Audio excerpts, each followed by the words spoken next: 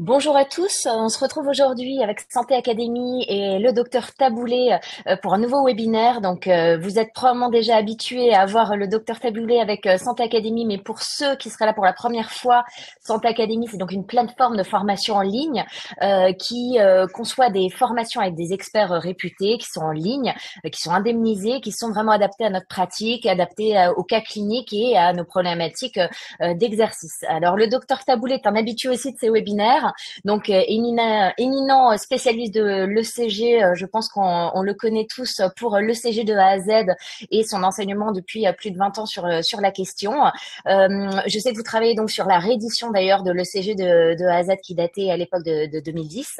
On est ravis de vous retrouver aujourd'hui sur des questions d'ECG en médecine générale. Je sais qu'on a pas mal parlé aussi des histoires d'ECG pour le sport et pour les certificats médicaux. Merci beaucoup d'être avec nous et puis vous pouvez poser toutes vos questions dans le chat, on y répondra à la fin. Merci à tous. Merci à Manon, merci à Sarah pour cette introduction brève et précise. Je vais vous présenter donc le deuxième webinaire en une petite partie, vous donner envie d'assister au cours de formation, reformation, mise à niveau sur l'électrocardiogramme. Si je suis là, c'est parce que je pense que le médecin généraliste n'a pas eu une formation suffisante, que vous en souffrez, que vous hésitez à passer le pas, et je pense que vous êtes un atout dans la relation médecin-malade supplémentaire pour le dépistage ou pour le diagnostic d'un certain nombre de pathologies. Aujourd'hui, on va parler un petit peu plus de l'ECG et le certificat de non-contre-indication au sport, qu'on a beaucoup travaillé avec Aymeric Menès, le topo, qui est complémentaire de la première partie de la formation qu'on a faite il y a 2 ans. Donc, vous pouvez y assister soit dans l'ordre chronologique d'aujourd'hui et puis de revenir en arrière. C'est pas chronologique, mais bon, c'est le contraire. Franchement, les deux sont complémentaires et je pense qu'on pourrait continuer à en faire d'autres pour essayer de balayer encore mieux les sujets. Voilà, on fera un tout petit clin d'œil sur les tachycardies, mais au niveau du généralisme, bien entendu, hein, l'option, c'est pas de vous former à des choses compliquées. Voilà, c'est un thème qu'on n'avait pas traité ces derniers temps en webinaire. Donc, je vous dis à tout à l'heure pour une petite demi-heure. On va essayer de tenir le timing. On y est pour l'instant. Et je partage mon écran. À tout à l'heure.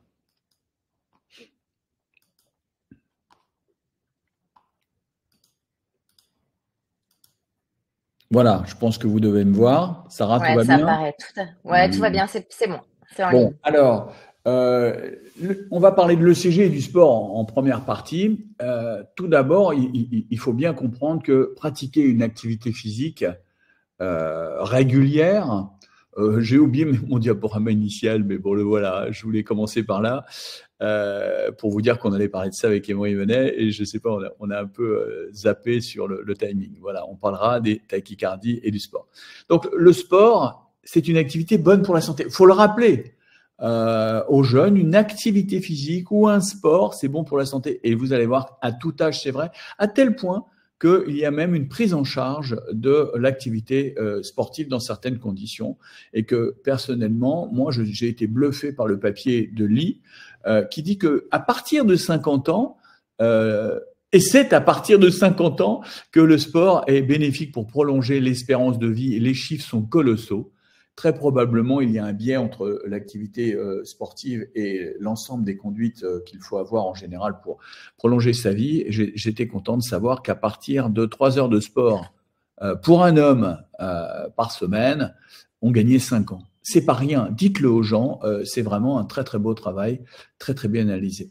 Le seul problème, c'est que évidemment, dans un très petit nombre de cas, la pratique d'un sport se complique de mort subite, et c'est tellement bête à l'occasion de faire une activité physique d'avoir une mort subite qu'il faut l'encadrer un peu. Voilà, on a le droit à être bien informé, bien examiné, et on va parler de ça aujourd'hui à partir de l'ECG, même si vous allez voir que la place de l'ECG est assez minime, sauf dans certains cas.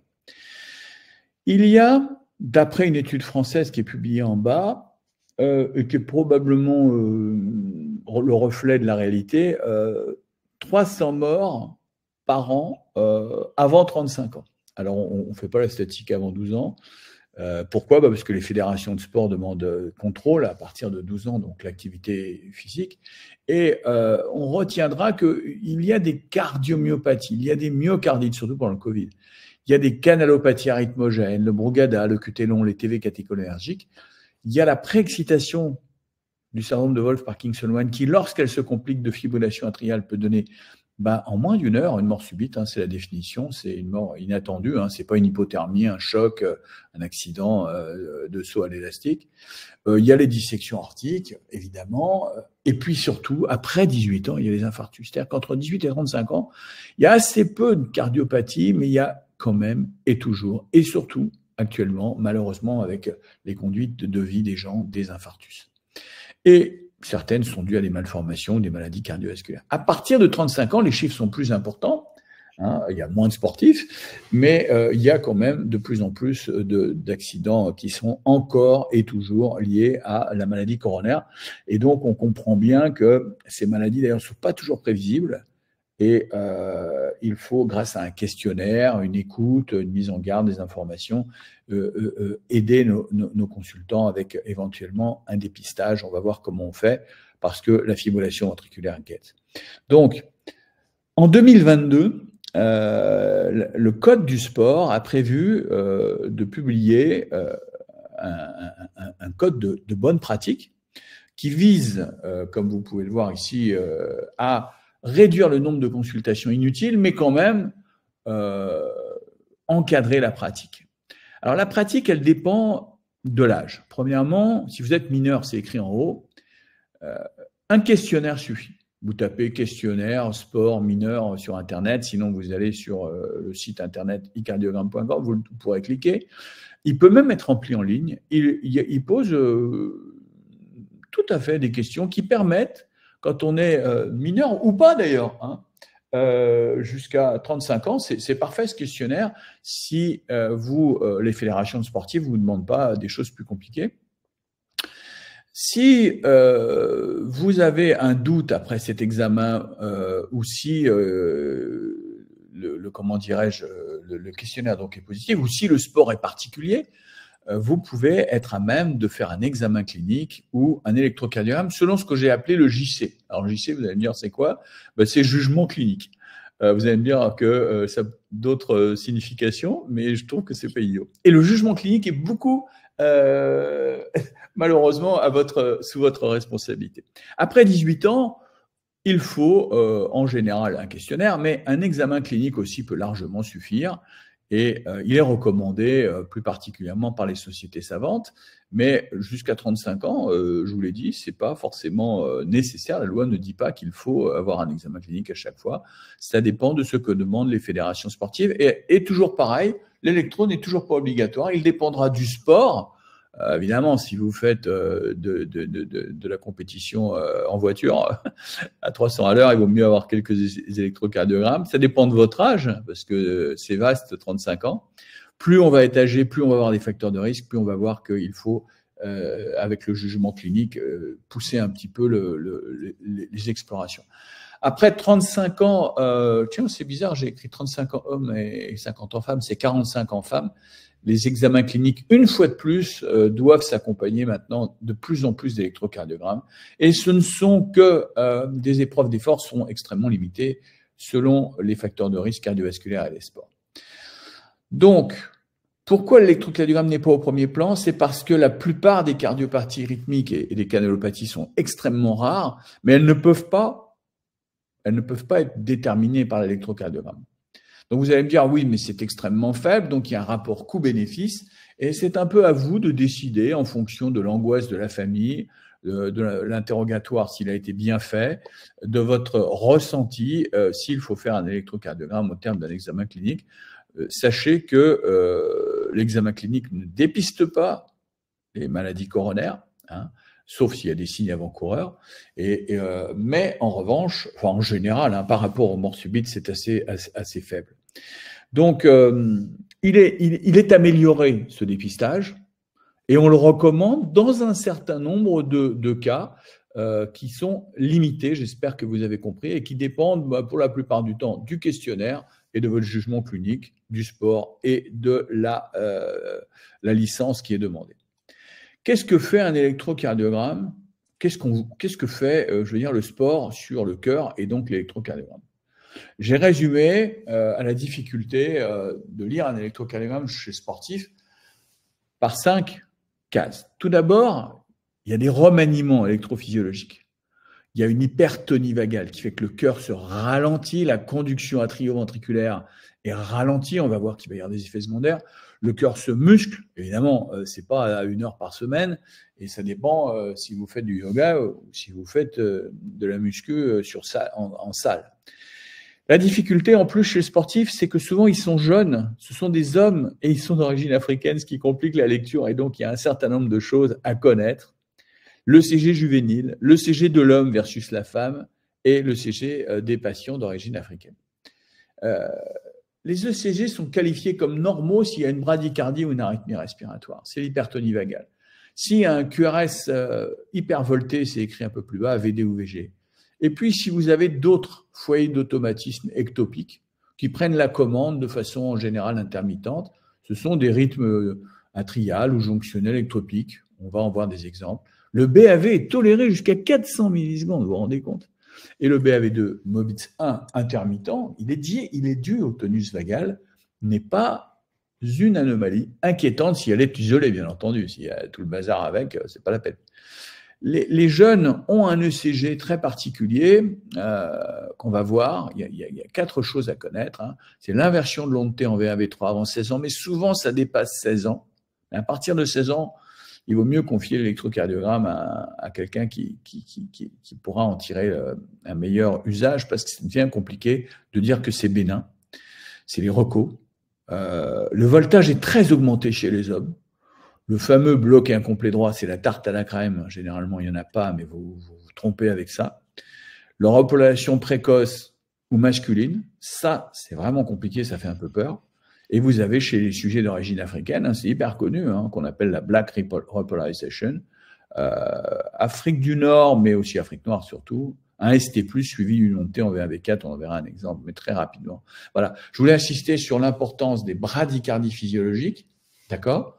Voilà une femme, elle a 35 ans, elle est à 45 per minute, dit docteur c'est grave, au contraire, vous le rassurez, vous lui dites que tout son ECG est normal, et on a vu dans le numéro 1 comment on lisait un ECG pour dire qu'il était normal. Hein, les ondes P, le PR, les QRS fin, etc. L'onde R qui grandit de V1 à V4, les ondes S qui grandissent de V1 à V2 qui redescendent, le segment ST est avec un QT normal, il n'y a pas de sous-décalage et l'onde T est asymétrique, etc., etc. On verra ça dans le topo numéro 1. Chez l'homme sportif, vous voyez, ce type, il est à 35 par minute. C'est pas un problème. Il est marathonien ou nageur ou je sais pas quoi. Il fait 8 heures de sport. C'est un athlète, on est d'accord. Hein. C'est pas un rigolo qui fait du badminton 1 fois par semaine. Hein. Je dirais badminton, voilà, même une fois à la plage par an. Et tout est normal. Il a juste les cuirasses un peu plus amples que la dame, vous avez vu. Il a des belles ondes T et toujours cette inversion de l'onde T en V1 qui est physiologique. On peut même avoir des wandering pacemakers, c'est-à-dire, comme je vous l'ai dit, à 25 ans, je suis à 46 et je change de pacemaker de temps en temps.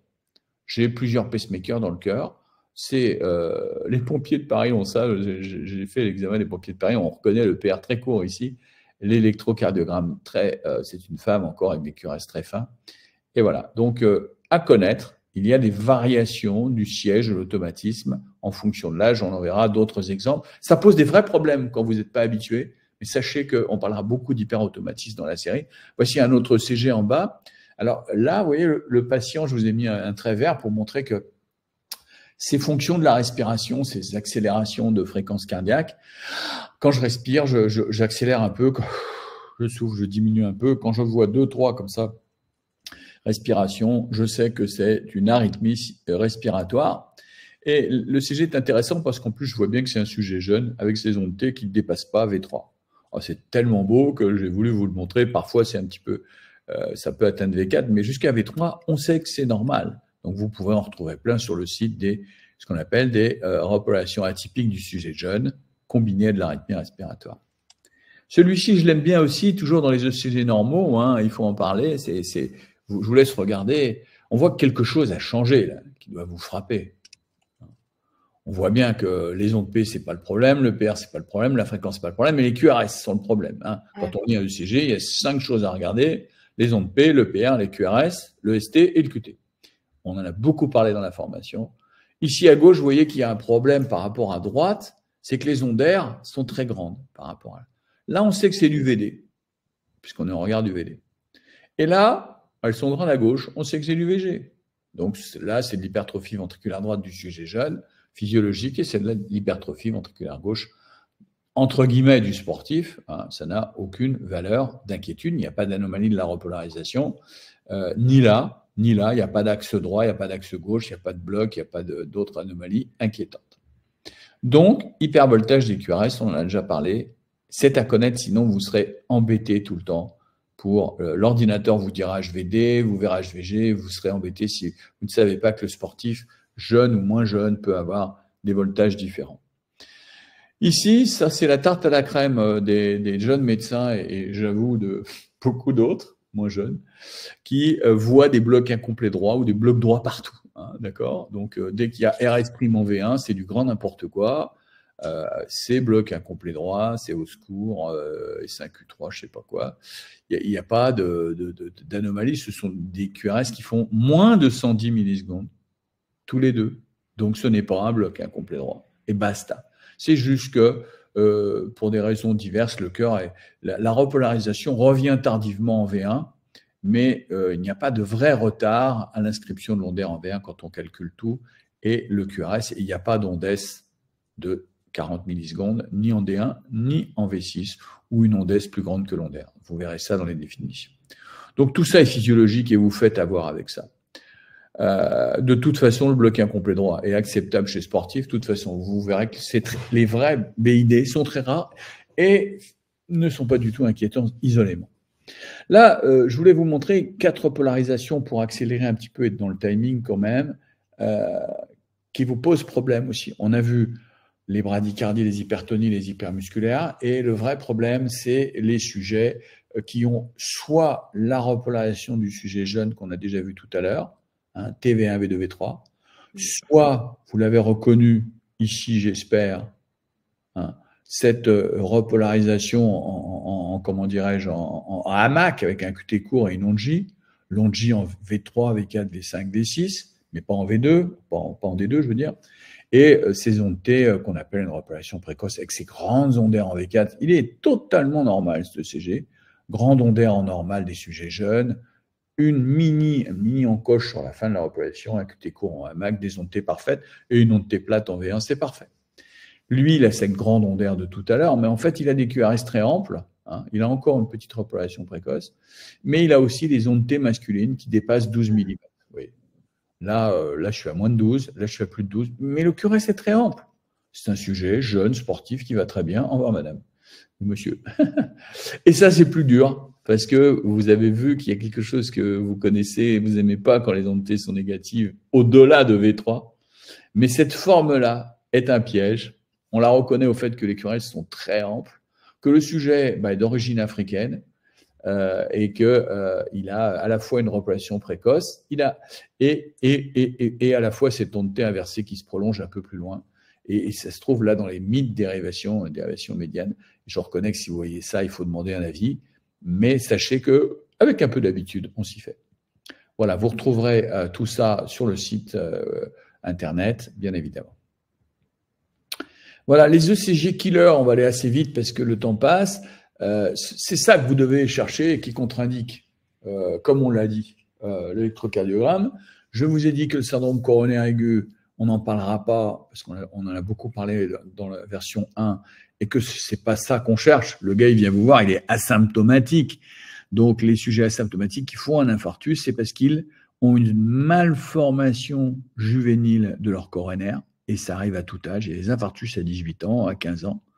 Donc, il peut y avoir des infarctus. Il faut écouter les enfants, hommes ou femmes, parce qu'on a des mauvaises implantations ou des ponts musculaires. Donc, ils ont surtout de l'angor et une gêne à l'effort avant de faire un infarctus. Mais ils peuvent décrocher une plaque d'athérome très jeune s'ils ont une forte hérédité et que leur bilan métabolique n'est pas connu. Donc, on ne parlera pas de ça. Mais se souvenir, vous ne pouvez pas totalement être rassurant par rapport à un ECG. Il faut écouter les gens et leur dire, n'hésitez pas à me signaler s'il y avait quelque chose.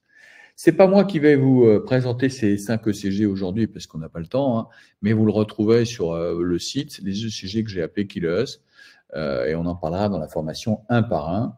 Ils sont à connaître par cœur, car c'est ça que vous recherchez en dehors du syndrome coronaire aigu. La préexcitation, ici, pardon. Le Brugada en V1 avec une onde T négative, bon, le dessin n'est pas tout à fait adapté, mais c'est quand même pas mal. Cet aspect en dôme comme ça en V1, V2. Là, c'est long QT syndrome avec un QT prolongation. Donc là, ça implique de quand même connaître les ondaires, les intervalles RR précédents. Là, c'est des grands QRS avec une onde T inversée et des ondes Q souvent dans les dérivations précordiales. C'est l'exemple même de cardiopathie qui tue chez l'athlète, qui peut s'installer. C'est pas parce qu'on ne l'a pas à 12 ans, qu'on ne l'a pas à 18 ans, qu'on ne l'aura jamais. Elle peut apparaître à 20 ans. C'est pour ça que chez les grands athlètes, on surveille les ECG régulièrement, parce que ça peut vraiment avoir une tête d'HVG, mais il y a des critères pour reconnaître la cardiomyopathie hypertrophique. Et ce n'est pas parce que vous avez fait un ECG à 14 ans que vous ne devez pas en refaire plus tard. C'est comme pour la préexcitation, et c'est comme pour le QT long, et c'est comme pour le Brugada. Ces choses-là peuvent, dans 20% des cas, ne pas être présentes lors de l'examen. C'est vrai que c'est toujours inquiétant, mais la médecine ne doit pas être catégorique, elle doit être prudente. Hein. Toujours dire aux gens, aujourd'hui ça a l'air d'aller, tout va bien, vous pouvez faire du sport, j'aimerais vous revoir dans. Ben ça, vous savez très bien le faire. Et puis là, vous avez un petit peu, en V1, V3, un aspect de faux bloc droit avec une onde epsilon et une onde T inversée qui dépasse les normes. Un puis l'ECG n'est pas normal. Hein. Il y a un élargissement, il est microvolté, ça n'a rien à voir avec l'onde T juvénile de tout à l'heure. Je vous engage à suivre la formation. Voilà. Cette première partie est donc à terminer. Hein. Je voulais vous parler un petit peu des tachycardies. Des tachycardies qu'on... Docteur Taboulet, est-ce que je vous pose les petites questions sur le sport ou vous voulez qu'on voit tout à la fin? C'est vous qui me dites. Non, allez-y, les questions sur le sport, vas-y. Ouais, parce que j'ai une consoeur. Alors attendez, ouais, une consoeur qui nous demande ce qu'on entend. Donc ça va être compliqué, je pense, à répondre comme question. Mais est-ce qu'on entend par patient sportif à partir de quelle, j'imagine, à partir de quelle intensité de sport on considère un patient sportif? Alors, une activité sportive, le problème, c'est que c'est récréationnel, c'est du sport. Vous jouez au football, même pas en licence. Hein. S'il fait du sport tous les dimanches, s'il n'est pas en licence, il fait du sport récréationnel. S'il fait du sport en licence, là, c'est du sport, il n'y a pas de problème. Et s'il fait du sport 8 heures par semaine, c'est un athlète. Donc, il faut distinguer le sport récréationnel que tout le monde peut faire. Et c'est celui qui tue le plus, d'après les statistiques. Ce n'est pas dans les licences, ce ne sont pas les athlètes, car ceux-là sont très bien surveillés. Celui qui va mourir, c'est celui qui a 32 ans, qui bouffe n'importe quoi dans la semaine, qui n'a jamais vu un médecin et qui pense que la vie est belle et innocente, et qui va commencer à vouloir faire du semi-marathon et pas écouter ses petites douleurs. Il faut absolument qu'il y arrive. Donc, c'est la course, le football du dimanche qui tue le plus, et hors licence. J'espère que j'ai répondu à votre question. Le sport, ça va très vite. C'est une activité sportive intense, une fois, c'est du sport. Il faut que ça soit intense. Évidemment, si vous faites une marche à pied, c'est pas du sport. On est d'accord. On parle d'activité intense. C'est ça qui la répétition finalement. C'est le fait que l'intensité soit intense. C'est l'intensité plus que la fréquence. Voilà. Excusez-moi, c'est très clair ce que vous avez dit. L'intensité plus que la fréquence. Si vous commencez à aller en salle ou vous remettre à la boxe ou je sais pas. Moi, j'ai vu un arrêt comme ça, salle de sport juste à côté de l'hôpital. Le gars est arrivé. Il avait 50 ans et ça, c'est les sujets. Il n'avait pas fait son bilan de santé ou je sais pas quoi, il a décroché la plaque, terminée. Voilà. Alors en plus. Ok, très bien. Et bon, lui, je pense que dans la salle de sport, on lui avait demandé un certificat médical parce qu'ils en demandent de plus en plus. C'est pour ça qu'on meurt sans certificat du sport, sans avoir vu le médecin, parce qu'on fait le clown dehors. Bon, je passe. Est-ce qu'il y a d'autres questions sur le sport? Oui, il y a une question sur la régularité des ECG à faire à partir de 35-45 ans, tous les 3 ans, j'imagine, je ne sais pas ce que vous en pensez. C'est d'après sans symptômes, asymptomatique. Asymptomatique. D'après les cardiologues, c'est 3 ans. Moi, je pense que 3 à 5 ans, c'est bien. Mais du coup, si je Non, mais vous ai attendez, bien vous suivi, comprenez, je pense qu'il faut aller voir son cardiologue tous les 3 à 5 ans. Vous voyez ce que je veux dire? De toute façon, c'est oui, pas mais parce que par je suis contre, si vous cardiologue, dites je que n'ai ce qu'on jamais dit dépiste, c'est que des je n'ai pas malformations, d'intérêt. Je n'ai pas mais d'intérêt. Allez voir le médecin si vous voulez, avec son jugement clinique, il verra le cardiologue, bien évidemment. Mais allez voir un médecin à partir de 35 ans pour voir si tout va bien. J'explique aux gens tout le temps que si vous amenez votre voiture tous les 2 ans pour faire la révision obligatoire, vous pouvez aller voir un médecin tous les 3 ans pour voir votre cœur. Enfin, je ne sais pas, c'est un minimum de bon sens, quoi. ouais, bien sûr. Mais la question, c'est si c'est plutôt des malformations qu'on dépiste avec cet ECG de repos, il y a Non, quand même un intérêt non. à continuer à le refaire. Oui, on peut découvrir des. Oui, oui, bien sûr. La répétition Ok, des ok, ECG ne me dérange pas. C'est pas parce que vous avez fait un ECG il y a 12 ans qui souvent on l'a plus, et puis le relire, ça fait pas de mal, voir s'il y a des changements. Donc moi, très bien. je suis pas un obsédé parce que personne n'est obsédé des ECG, compte tenu du fait qu'il y a 20 millions de sportifs qui ont une licence et que plein de gens font du sport occasionnellement. On n'est pas obsédé. On sait que ça détecte peu, on sait que c'est rare, mais moi, je pense que Ouais, dans la relation médecin-malade, de le à faire. un Ouais, moment ouais. donné, avoir un ECG ouais, tous les 5 ans, ça ne me choque pas. Et qu'est-ce que ça leur fait du bien de savoir que. Et c'est l'occasion à ce moment-là de faire ECG bien. le Ouais, bien bilan des sûr. facteurs de risque, de vérifier un peu qui font les 40 minutes, que ceci. Et voilà, la consultation de la prévention, ça passe par l'électrocardiogramme, la mise en confiance et le dialogue. Ouais, C'est tout à pas fait, je que suis je d'accord. fais du dépistage, je fais de la prévention. Vous voyez la différence? Mhm. Ouais, je suis d'accord. Dernière question sur le sport. L'intérêt du Coroscan pour le sportif plutôt que l'épreuve d'effort, s'il y a une suspicion. Alors, c'est autorisé. Les sociétés savantes préconisent une épreuve d'effort, mais les cardiologues, la Société française de cardio, comme je l'ai mis sur le site, hein, si vous allez sur ECG Sport, euh, les cardiologues préconisent, si vous avez une activité physique intense, on vient d'en parler, et si vous avez ce qu'on appelle un score, encore faut-il savoir le calculer, cardiovasculaire à haut risque, à ce moment-là, une épreuve d'effort. Donc, il y a des scores qui sont définis. Maintenant, si vous faites que, si vous avez, je sais pas moi, 15 de tension bien corrigé et que vous mangez bien, pas de surpoids, pas d'hérédité familiale, etc., c'est pas, le haut risque, il est défini par les cardiologues. Et Ouais, il est on l'a fait évident comprendre. que on va pas faire ça à une jeune femme de 50, à une femme de 50 ans qui n'a aucun facteur de risque. C'est dément et qui court depuis des années en plus. Alors ça, c'est le truc que je Ouais, bien comprends sûr. pas. Je voudrais être sûr que je peux courir. Le mec, il court, il va très bien.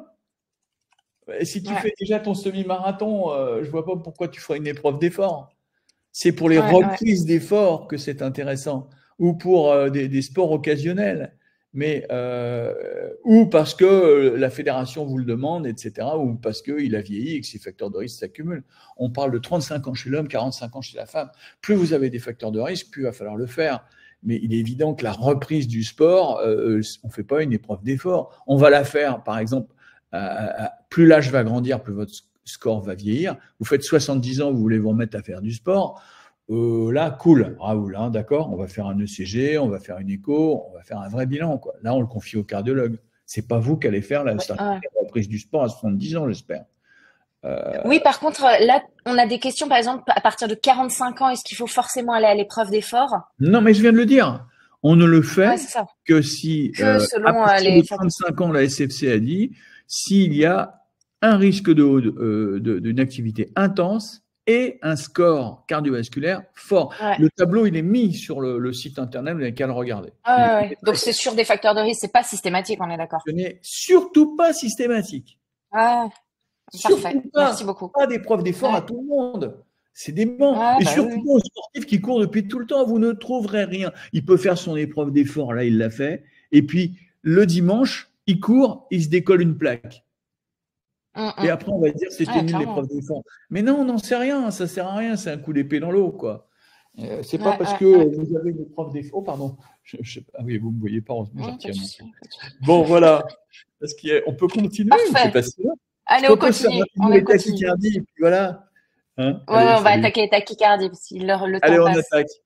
Bon, on va aller assez vite, hein. Je voulais vous parler des petites tachycardies. Là. Vous rappelez les classifications très rapidement. On en parle beaucoup dans les formations.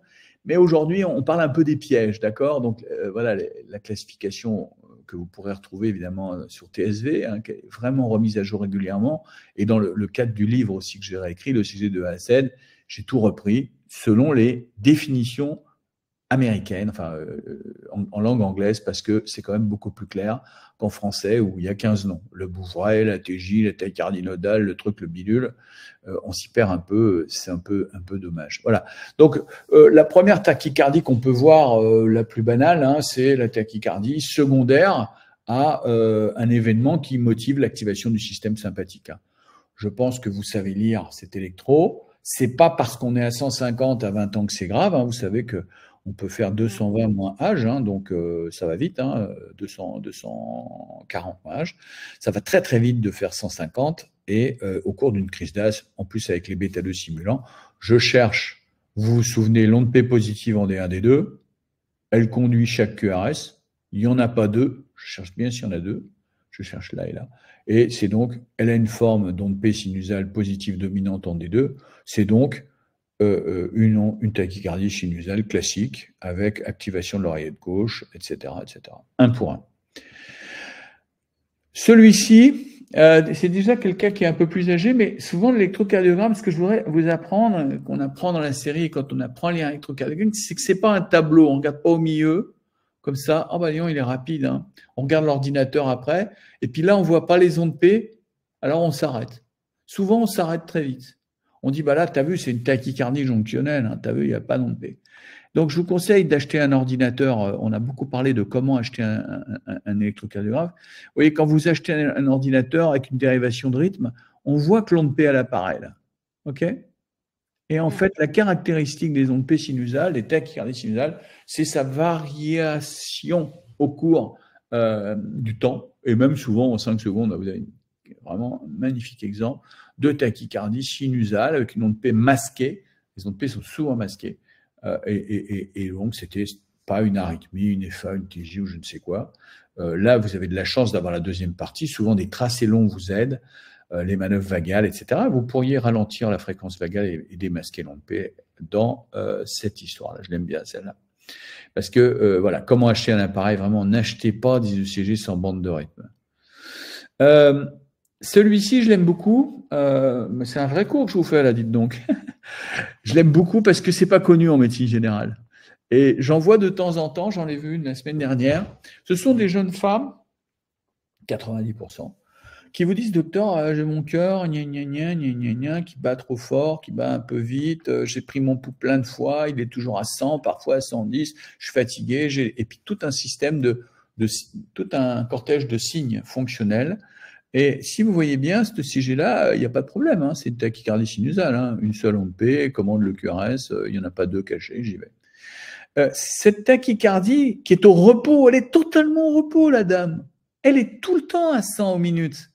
Elle a fait la thyroïde. Ah, bah voilà, vous êtes nerveux, il faut vous reposer. Non, elle n'est pas nerveuse, il ne faut pas se reposer. C'est une maladie, d'accord, qui est caractérisée, c'est une dysautonomie cardiaque. La définition est tout en bas là, et elle est parfaitement connue. Ça s'appelle une tachycardie sinusale inappropriée, et ça se traite. Donc, ne dites pas c'est rien. Ils n'ont pas d'hypertension. Ils n'ont rien. Simplement, généralement, ce sont des femmes qui sont anxieuses, hein, mais qui ont des raisons de l'être, voilà, pour tout un tas de raisons, je vais dire. Et il y a de quoi être anxieux dans le bas monde où on est.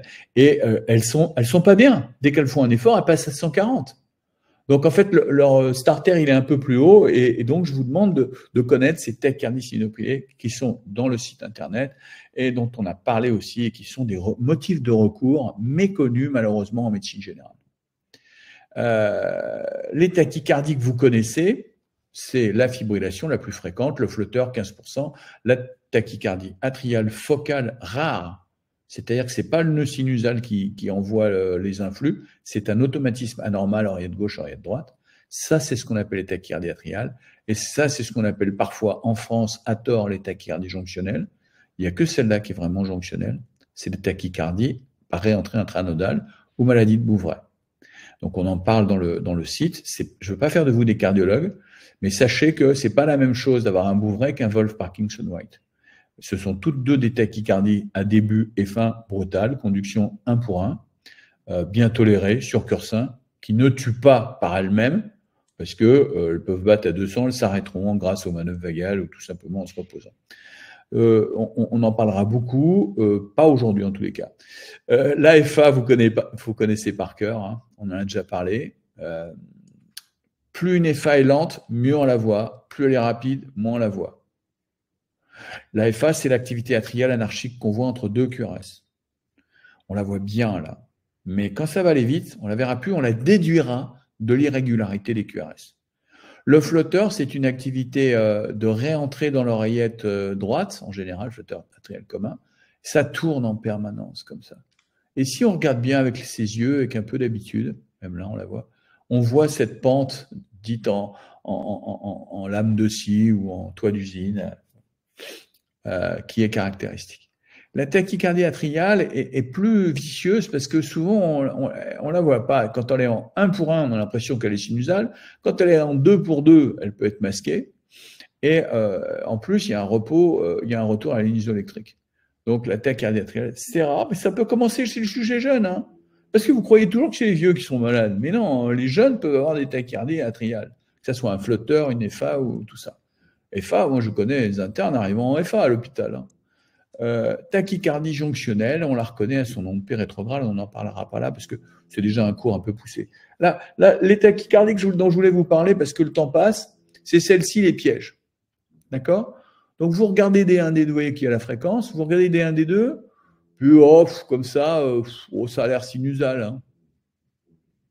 Hein. N'oubliez pas de tout lire, toutes les dérivations. Les gens vont trop vite. C'est pas qu'ils ne savent pas, c'est qu'ils vont trop vite. Donc, quand vous arrivez ici, vous voyez qu'il y a deux petites pointes là.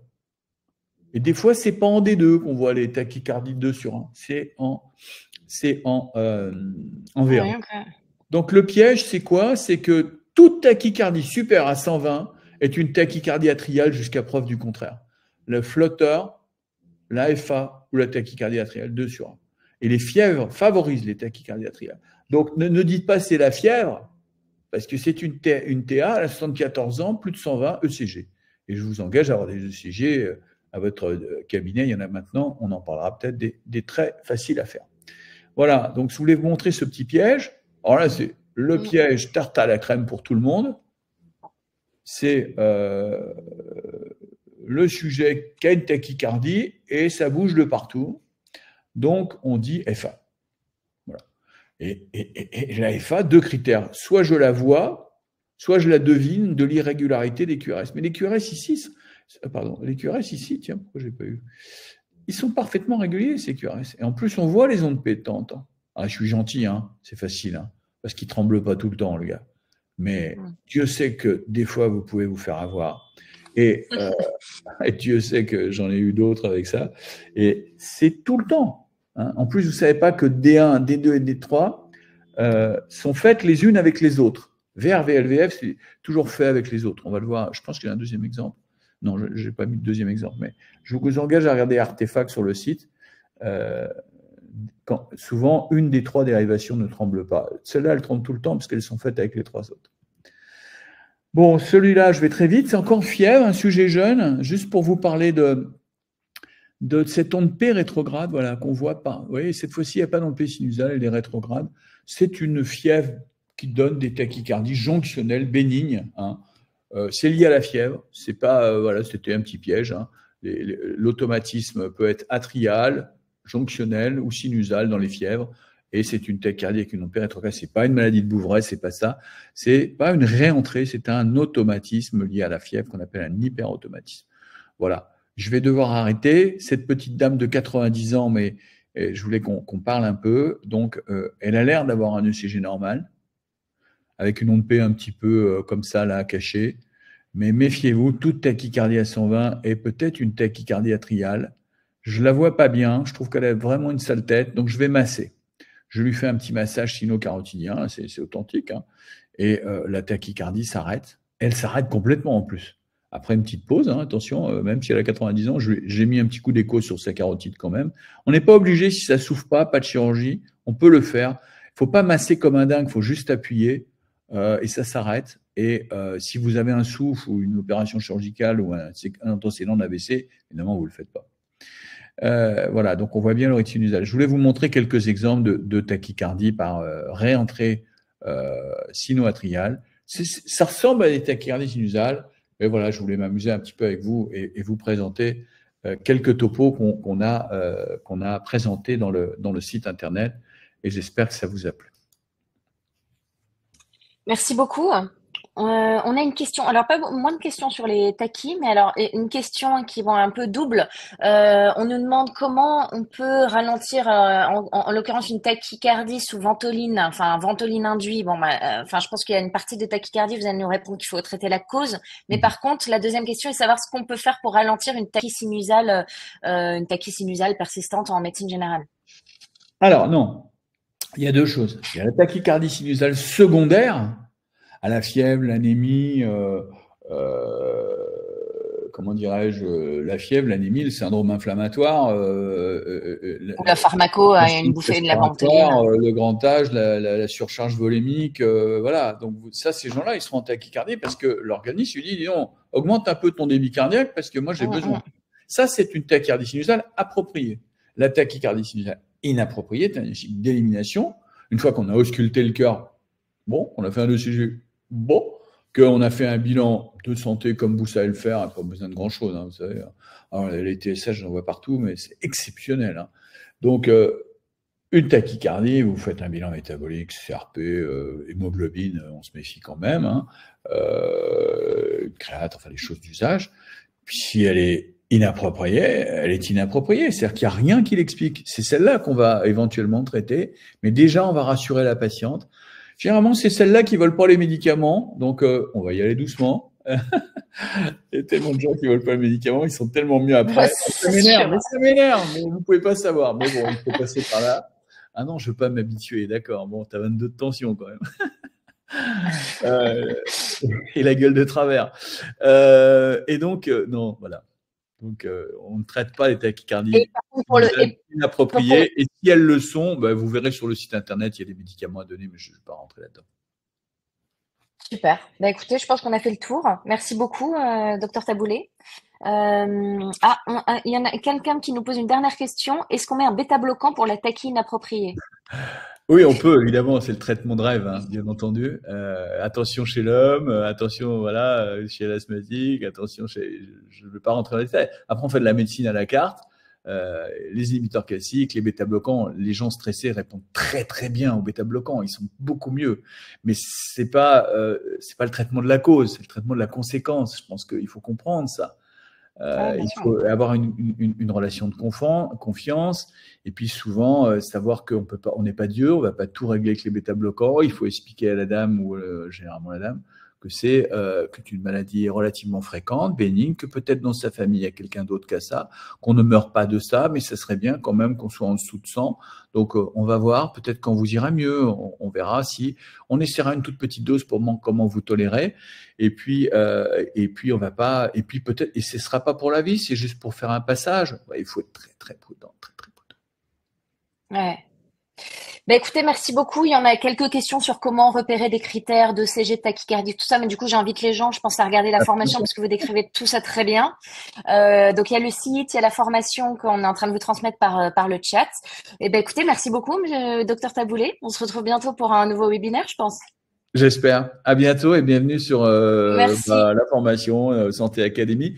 Et je tiens à remercier donc monsieur Aymeric Menet, qui a aussi participé à cette deuxième partie sur l'ECG du sport et comment faire un ECG en pratique. On a beaucoup insisté. Comment acheter un ECG, un appareil, et comment poser ces d'électrodes qui sont quand même très souvent mises n'importe comment. Voilà, je vous remercie. Merci beaucoup. Bonne journée à tous.